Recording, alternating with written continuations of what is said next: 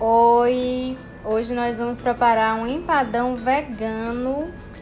O recheio vai ser jaca desfiada cremosa. Gente, uma delícia, viu? Anota aí. A gente vai precisar para o recheio meio quilo de jaca desfiada. Os ingredientes aqui do tempero vou passar na descrição para vocês. Eu já deixei ela marinando aqui nesses temperinhos. Mais ou menos uma xícara de salada de legumes ao seu gosto. Para um refogadinho que a gente vai fazer, cebola, pimentinha de cheiro, extrato de tomate. Vamos precisar também de um creme de leite de castanha de caju e um pouquinho de coentro para finalizar. Isso são os ingredientes do recheio. Daqui a pouquinho a gente vai ver como faz a massa. E a gente começa refogando a cebola e a pimentinha de cheiro com azeite e já vou colocar o nosso extrato de tomate. Coloquei o nosso extrato de tomate e agora já posso colocar a nossa jaca. Lembrando que eu coloquei um pouquinho de sal aqui, gente, no início. Coloquei a nossa jaca, misturei bem e agora eu vou deixar ela refogar um pouquinho aqui por mais ou menos de 5 a 8 minutos para ela cozinhar. Ela tava crua, né? Nossa jaca, carne de jaca verde. Logo em seguida, quando a jaca já estiver cozida, eu vou colocar a minha seleta de legumes, que já tá pré-cozida, tá? Picadinha pré-cozida. Depois dos legumes picadinhos, eu vou colocar o meu cheiro verde picadinho também. E agora, para finalizar, o nosso creme de leite de castanha de caju. Gente, olha que cremosidade desse recheio do nosso empadão, feito com carne de jaca verde.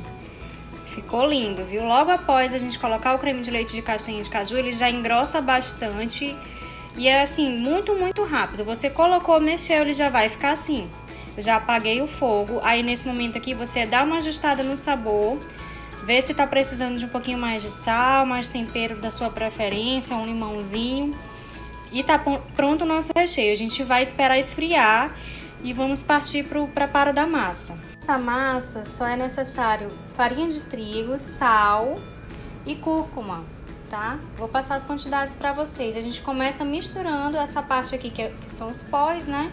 Logo em seguida eu vou agregar a gordura vegetal e a água gelada. Somente esses ingredientes e muito fácil de fazer. Vamos começar misturando aqui os pós e depois vamos colocar a gordura. Aqui a gente pode fazer com a mão mesmo, gente, ó, só misturar delicadamente, né? Até você perceber que a cúrcuma, principalmente, tá bem espalhada, porque ela dá um amarelinho bem bonito na nossa massa, além do aroma. Logo em seguida a gente vai agregar a nossa gordura vegetal. Ela tá bem geladinha, a gente vai esmagando ela assim com a mão e misturando aos poucos com a farinha de trigo. Nesse momento aqui a gente busca uma farofinha, tá? Com essa gordura vegetal. Vou misturar bem, vou mostrar como é que fica essa farofinha. Olha só, ficou uma farinha bem úmida. Você percebe ainda uns pequenos grominhos, mas tenta diminuir ao máximo esses grominhos para que vire uma farofa mesmo.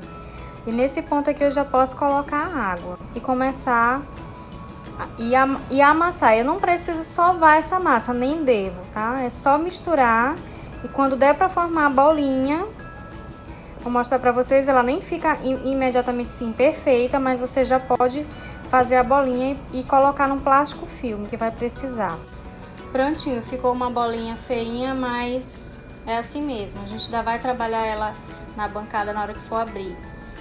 E eu vou dividir em 2 pedaços, um maior que o outro. Um de 1/3 da massa e o outro de 2/3, tá? Porque um eu vou abrir para cobrir o fundo da forma e a outra vai ser a tampinha do nosso empadão.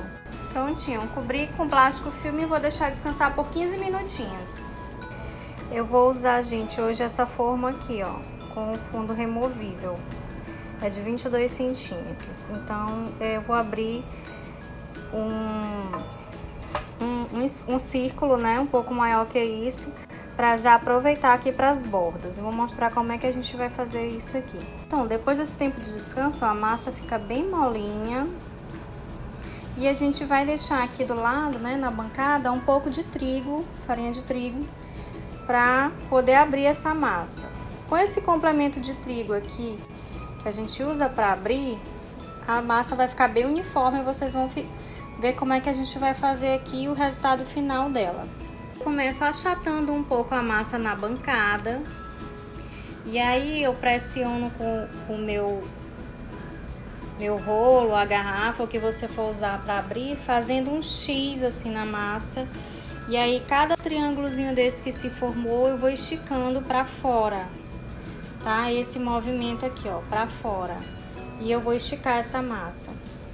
Outra dica importante ainda não comecei a esticar. Assim que eu começar a esticar um pouquinho mais, eu vou virar essa massa para ela não ficar grudada só de um lado. E aí eu boto um pouquinho de farinha de trigo aqui embaixo. Tá? Infelizmente eu já tô gravando sozinha, não vai dar pra mostrar isso em tempo real pra vocês. Mas a ideia é essa: esticou um pouquinho, eu viro a massa, coloco um pouquinho de trigo do outro lado, só o suficiente para ela não grudar, não ficar grudando na bancada. Olha só, a minha consegui esticar bastante, né, para cobrir todo o fundo e as laterais. Gente, agora não se desespera se fizer esse tipo de ranhura na massa, porque esse é o tipo de massa que dá para você com a mão ajeitar na forma. Então, já vou passar lá para a forma para vocês verem como vai ficar. Olha só, gente.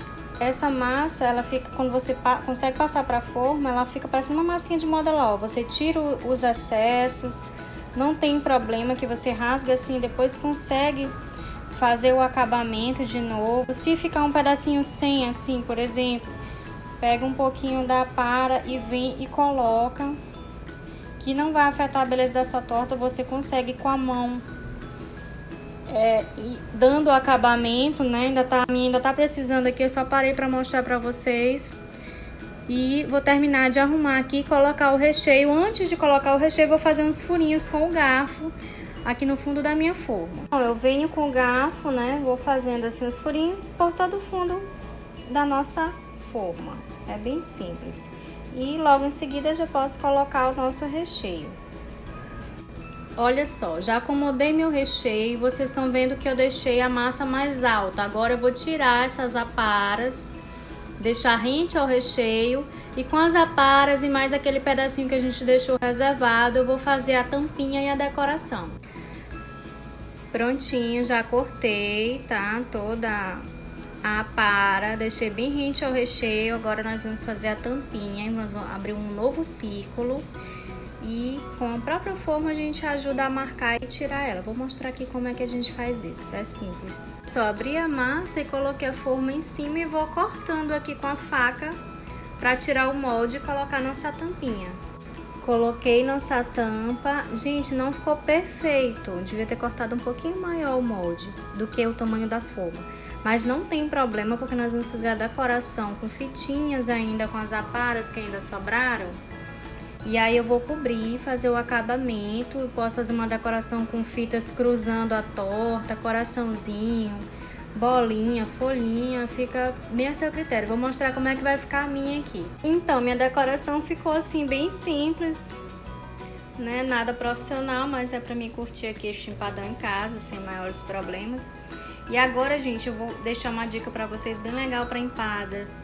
Sabe aquela mistura que geralmente se usa de ovo com água, gema com água pra deixar dourado a massa da empada? Aqui eu vou fazer com melaço.